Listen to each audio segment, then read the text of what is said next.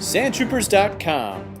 Never imitating, always innovating, bringing you the latest coverage in the Star Wars galaxy.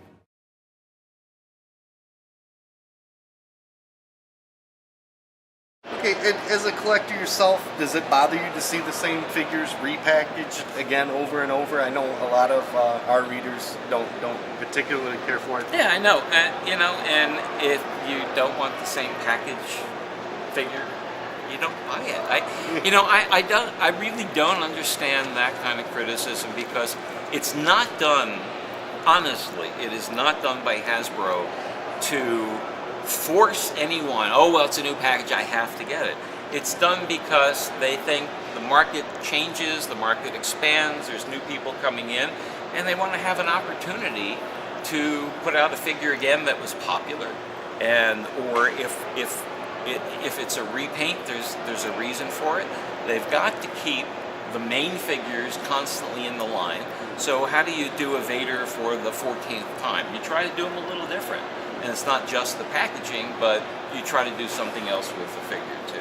So honestly, it is not done to stab a collector in the back and yank the money out of his or her wallet or purse. It's done for other reasons, and if you feel compelled to buy those figures, I feel sorry for you. You don't have to buy. Don't buy them.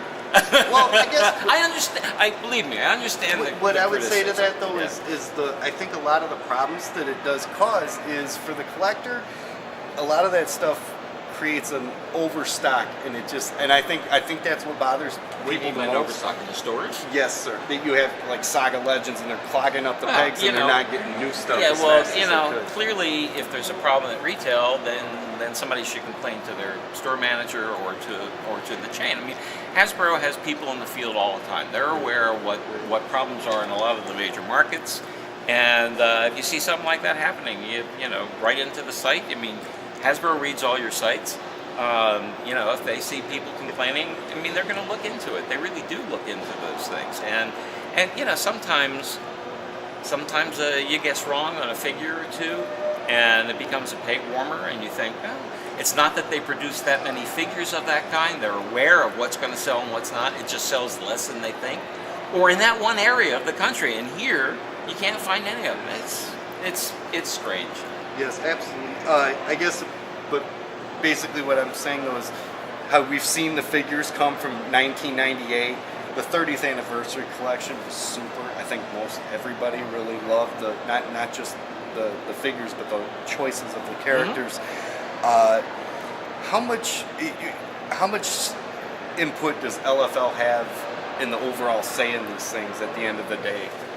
Yeah, Hasbro and the Hasbro team, which is very expert in Star Wars and does surveys and knows the market and our fans, comes up with a list a couple years in advance of what it wants to do, of what's going to be a re-release or a repaint or a reconfigured figure, and then some of the really arcane figures that have never been done before.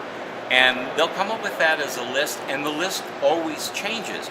And so if it's a list of maybe 60 figures that they're considering, as time progresses during the year and a half, the order may change on that list, things may drop off, things may go on, and then Lucasfilm will review that list and they'll talk about it.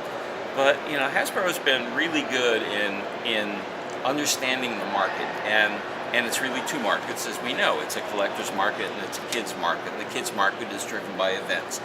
And so, we have a pretty good feel as to what might be out there, and we really trust Hasbro a lot, but we'll make suggestions. I mean, not me, licensing will make suggestions on that. We have a director of toys. That's one of his responsibilities, but it's a bunch of people who sit in on these things. But basically, we think Hasbro's doing a great job, and we let them do what they know how to do.